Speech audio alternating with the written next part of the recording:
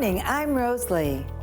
Today we have resources to help reduce the risk of heart disease, health disparities for women of color, choosing a health plan to meet your need, enjoy holiday parties with peanut allergies, and small changes that can help protect our environment, all when we return.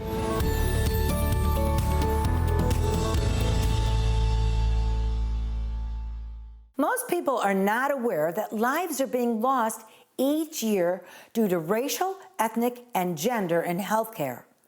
According to the National Heart, Lung, and Blood Institute, heart disease is the #1 cause of death in women in the U.S., with African American women having an even higher risk of dying from heart disease at a younger age than white women. Here to create awareness of those health inequities and explain what we can do to help stop the rise of death from cardiovascular disease is Selena Garay, Chief Executive Officer of Woman Heart, along with heart attack and stroke survivor Shanta Quillette. Good morning, ladies. Good morning. Selena, COVID-19 pandemic was an eye-opener for all of us to take on a healthier lifestyle. So tell us, as a global health expert with over 15 years of experience, why the rise in number of deaths from heart disease and stroke, especially among certain groups? No, I think it's really important for your listeners to know that cardiovascular disease, or CVD, which includes heart disease and stroke, is the leading cause of death in this country. It affects nearly 1 in 4 people. And on top of that, almost half of us have some form of CVD. Now, as you mentioned, certain communities are at higher risk for CVD. And in addition to that, they may also experience disparities in their health care, which further exacerbates the problem and makes their health outcomes even worse. In addition to diet and exercise and sleep, other factors like where you live, what your level of education is, and what your level of income is may also impact your health. And Selena, may I add, there are many women in South Florida who can't afford their copay even if they have health insurance. And there are women who are Caucasian, who are women of color. And it doesn't really matter, because we need to recognize there are financial disparities for many women who just can't afford to see their doctor. So Shanta Quillette, tell us about what led you to your diagnosis of cardiovascular disease, and how's life after learning you have this disease? Absolutely. So it goes back to 2012. I never seen myself as someone to have heart disease or to even have a heart attack or stroke. In 2012, I was running on a treadmill, started having heart palpitations. I was going back and forth to the doctor. Hence, I said 2012. There was not a diagnosis until 2019, until I had my stroke.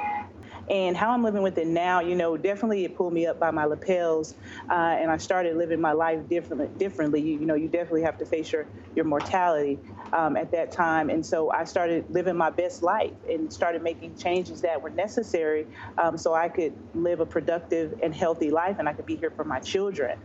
So now, I'm living a healthy lifestyle and making sure those around me are doing the same. Wow, and that is a wake-up call. Absolutely.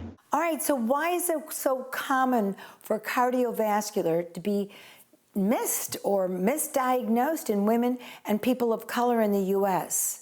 In fact, it's a really big issue that my organization, Women Heart, is really fighting. Misdiagnosis and delayed diagnosis, in particular in women, is a significant issue, and we are trying to do what we can to make sure that that is not happening, whether that's in the ER or in doctors' offices. It's a really big priority. But what that also tells me is that we need to really enable patients and people across the U.S. to take ownership of their health. And that means prioritizing it alongside work and family, making sure that they've got a good relationship with their doctor, making sure that if they don't have a doctor, because some people don't have doctors, they've got their medical records in hand. And also, in particular, this is really critical for CVD, making sure they know their numbers, whether that is their blood pressure or their cholesterol.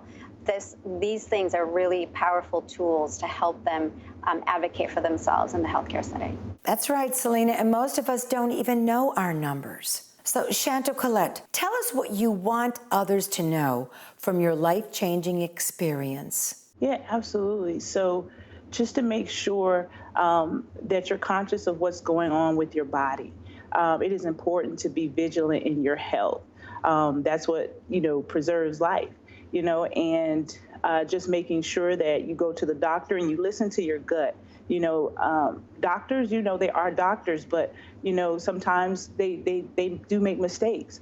And I just want people to know, if one doctor doesn't tell you what you want to hear, then you go to another doctor.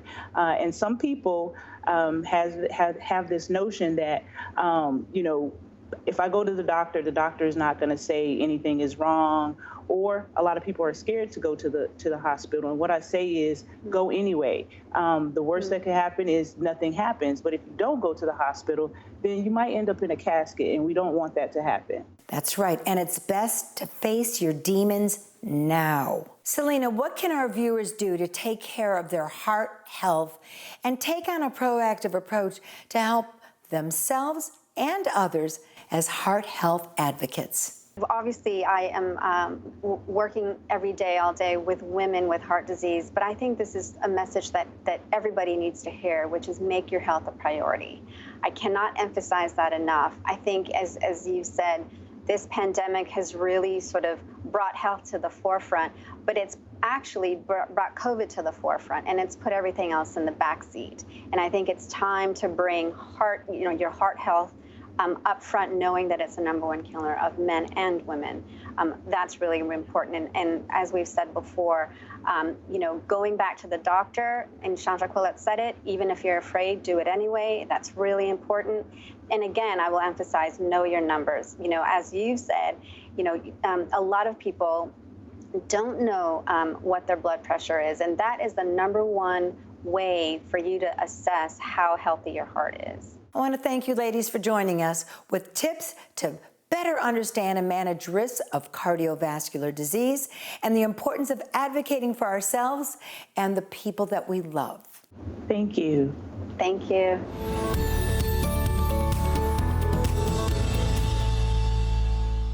The holiday season is here as we celebrate with family and friends at home or gathering at parties and enjoying a variety of festive foods and drinks. But for those who suffer with food allergies, it can be a very trying time. Joining us with tips for parents of children and teens with peanut allergy is allergy and immunology specialist, Dr. Anuth Thiagarajan. Good morning, doctor. Thank you so much for having me today. So tell us, how common is peanut allergies in young children and teens, and why is it so dangerous? Unfortunately, about 1.3 million children and teenagers in our country suffer from peanut allergy. It can be dangerous because accidental ingestion of peanut in those individuals can lead to a life-threatening allergic reaction. Wow, that is absolutely amazing that a little peanut could cause such health issues. So what are some of the symptoms of peanut allergy?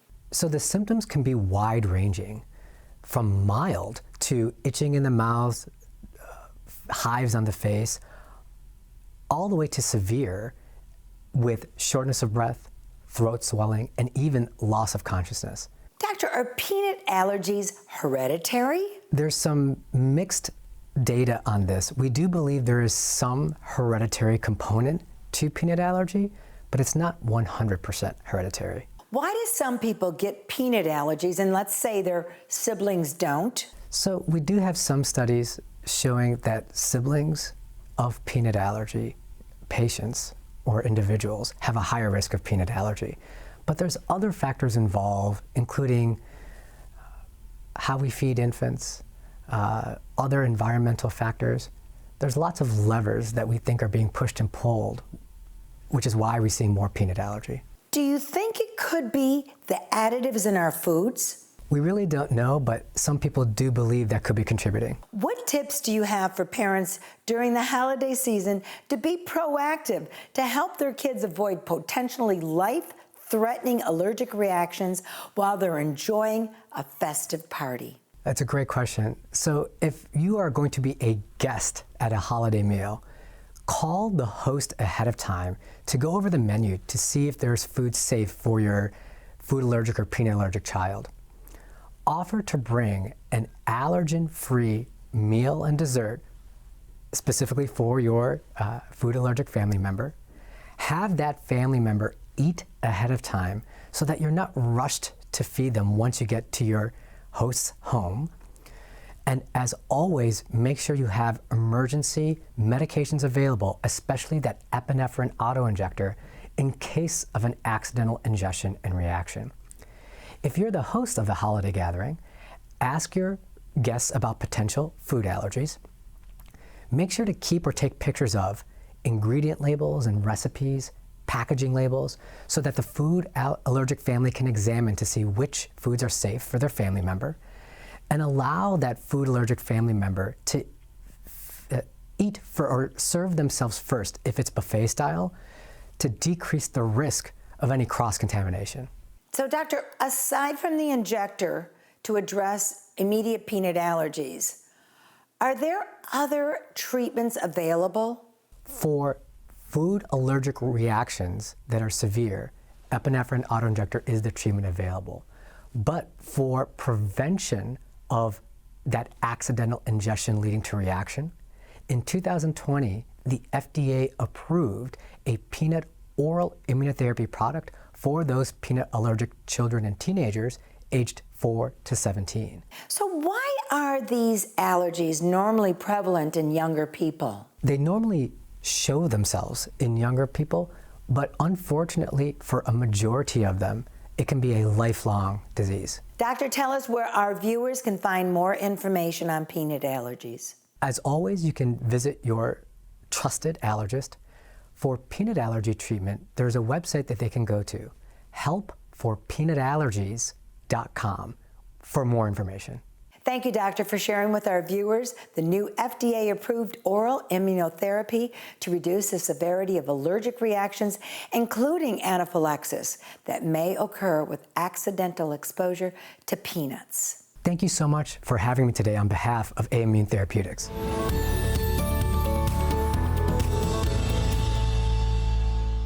The National Institute of Health reports several studies suggest that the holiday season, starting from the end of November to the second week of January, could be critical to gaining weight. Holiday weight gain is a major problem to those fighting obesity and a major risk factor for cardiovascular disease. But a few simple changes can turn some favorite holiday recipes into heart-healthy treats. Joining us with important facts about heart disease is Dr. Preston Mason, faculty member at Brigham and Women's Hospital and Harvard Medical School, along with celebrity chef Millie Peartree with some heart-healthy holiday meals.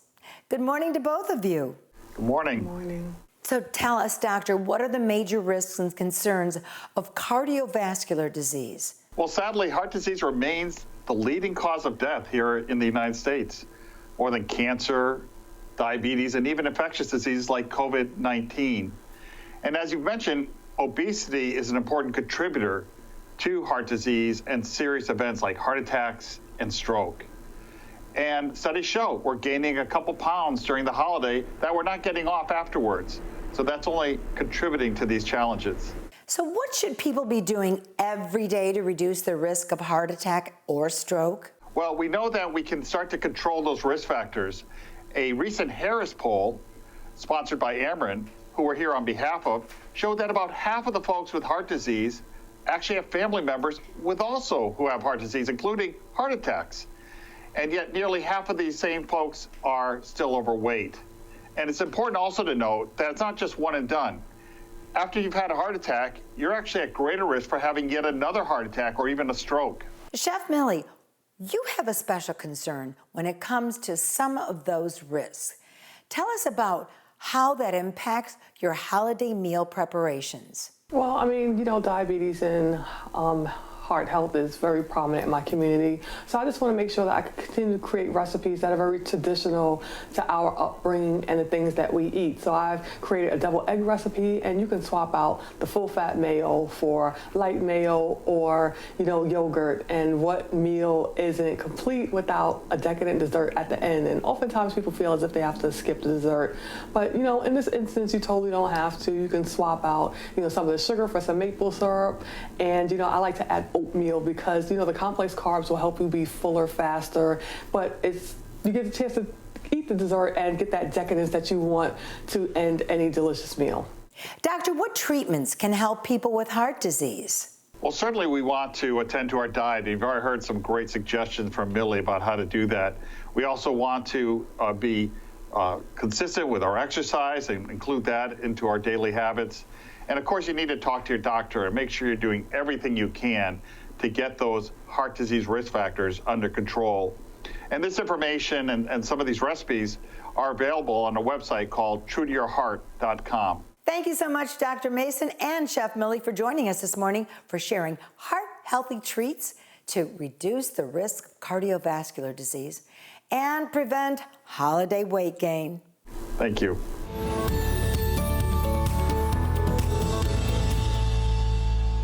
Now, here's a quick reminder how to keep your health in check through preventative medicine.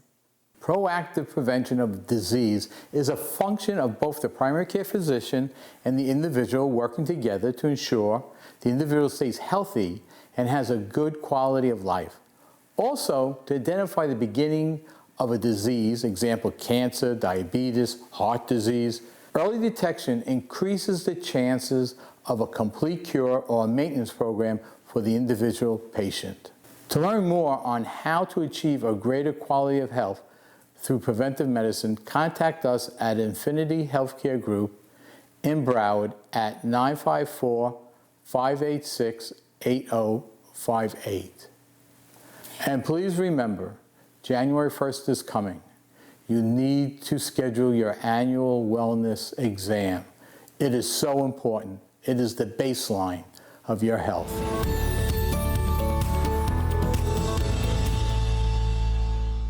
According to the National Center for Health, in 2020, among adults who are 18 to 64 years old, 13.9% were uninsured. The need for affordable, accessible health care coverage continues to be important, especially due to the impacts of COVID-19. So how do you find the health insurance plan that's right for you and your family? Here to offer a greater understanding of health insurance is Marcus Robinson, National Vice President for Individual and Family Plans at United Healthcare. Good morning, Marcus. Good morning, Rose. Happy to be here. Marcus, choosing a health insurance plan available on the marketplace can be so confusing. Help explain to us the most important elements to find out for each plan to help meet our individual or our family plan needs. Absolutely. So, Rose, first off, the buying process, finding the right insurance for you and your family is very personal. And so you want to step into that process knowing what your healthcare needs are.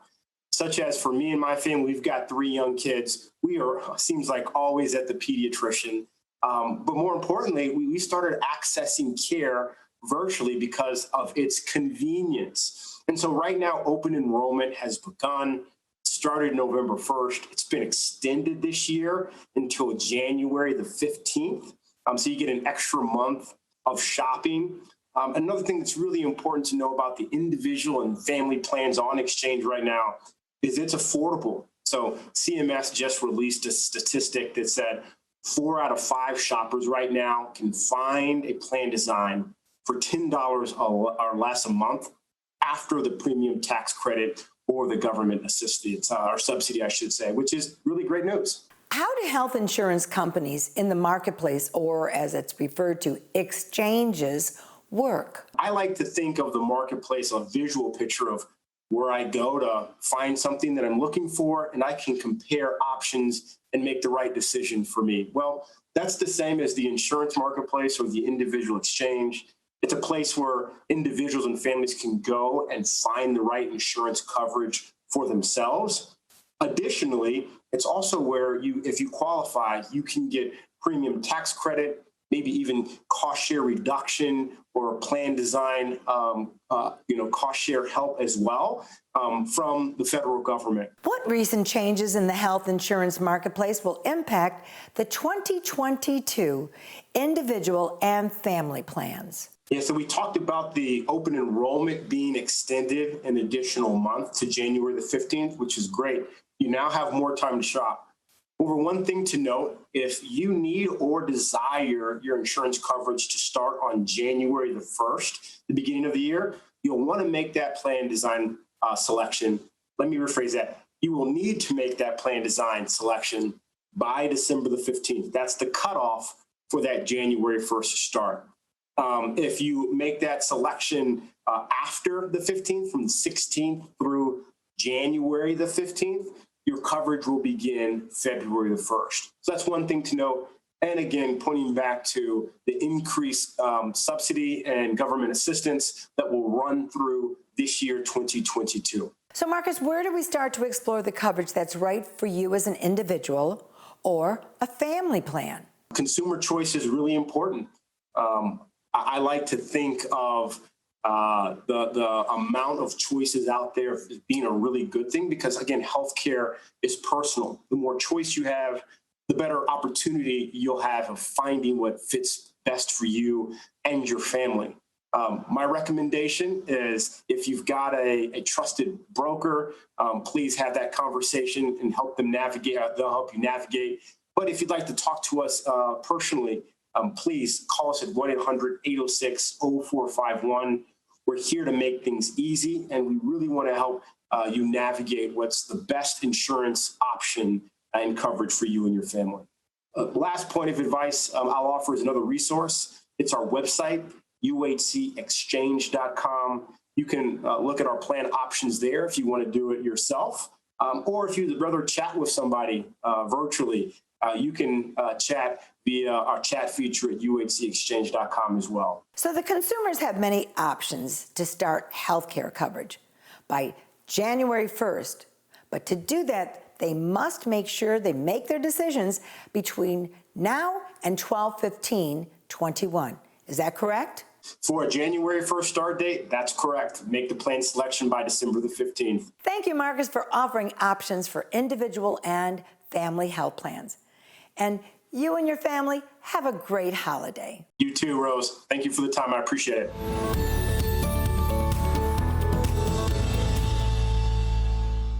America's on the fast track to creating a cleaner environment as we witness the growth of electric cars on the road. But we all know that fossil fuels power gas engines with a higher rate of carbon dioxide emission. So a variety of small changes can make a big impact. So that's where biofuels come in to make a simple change, not only to benefit the earth, but also to save you money at the pump. Joining us to discuss the benefits of biofuels is the CEO of Growth Energy, Emily Skor. Good morning, Emily. Good morning. Thanks for having me. Okay, Emily, let's open this conversation. You're a leader in premier ethanol trade associations, representing 91 producers and 92 innovative businesses that support biofuel production. Tell us, what is biofuel, and how is biofuel a cleaner burning fuel choice at the pump? So biofuels like ethanol are low carbon renewable fuel that are made from plants in the United States. And it burns cleaner than fossil fuels. So you've got cleaner tailpipe emissions coming out of the car. You've got fewer toxic additives that are typically used. And so it's a win for the environment, and it's a win for the clean air that we're going to be breathing. Emily, we all recognize the transportation sector is the largest carbon emitter in the U.S. Though we can't do without them, what is the cost benefits for switching to biofuels for today's drivers? Yeah, so the good news is there's a simple change that we can make at the pump today with the car that we're currently driving that is going to have a meaningful impact on the environment. And in addition, ethanol is more affordable than gasoline. So if you use a higher blend of ethanol, you're going to save 5 to 10 cents per gallon while you're cleaning up the environment at the same time. Can all gas engines use biofuels? Yes, so every car today, and most people don't know this, if you've got a truck, you're filling up with fuel that has 10% ethanol already in it. But increasingly, retailers are offering a higher blend. It's a cleaner fuel because it's cleaner burning. It's good for the engine because it's an 88 octane, so it's actually going to burn cooler for that engine. But you're also going to save more money at the pump. So it's a win for the climate, it's a win for the car, and it's a win for your pocketbook. Emily, you referred to 88. What does 88 mean? Yeah, so if you pull up at the gas station, most of us, I put 87 regular fuel into my gas tank. But if I look for that 88 button, unleaded 88, that 88 means it's a little bit higher octane. That's going to have a higher blend of ethanol in it. That fuel is approved for every car made in the last 20 years. That's 96% of the cars on the road. So if you find that 88 button, you've got a choice that's going to be a higher value fuel. It's going to be good for the engine, and you're going to save money at the same time. All right, so how much can you save a gallon if you use unleaded 88 fuel? So if you use the unleaded 88 fuel, you're going to save an average of 5 to 10 cents per gallon every single time you fill up your gas tank. We've made great strides in the U.S. through innovative vehicle technologies to increase energy efficiency and create new power sources. Those technologies will take decades, Emily, to become accessible to all Americans. So how will fueling up with low carbon options like ethanol have a positive environmental impact? Well, ethanol reduces greenhouse gas emissions 46% relative to gasoline, and it's a fuel that can be used in today's automobile. We've got over 260 million cars on the road today, and consumers need to know that they have a choice available to them that allows them a simple change that does have a positive impact on the environment. You don't need a new vehicle to make a simple change that's going to be helpful. Simply fuel up with a fuel that has that higher blend of ethanol in it. All gas cars can use biofuels, but are they readily accessible to use in all areas? It's increasingly accessible, so it's not yet available in every market, but it is available in Miami. So I would say to your viewers, go to getbiofuel.com and you can find a retailer near you. And educate ourselves? That's right, growthenergy.org, and you can find out information about our industry that is producing a low-carbon renewable fuel every day. Thank you, Emily, for joining us this morning to inform our viewers of the benefits of biofuels as a cleaner, affordable fuel choice at the pump. Thanks.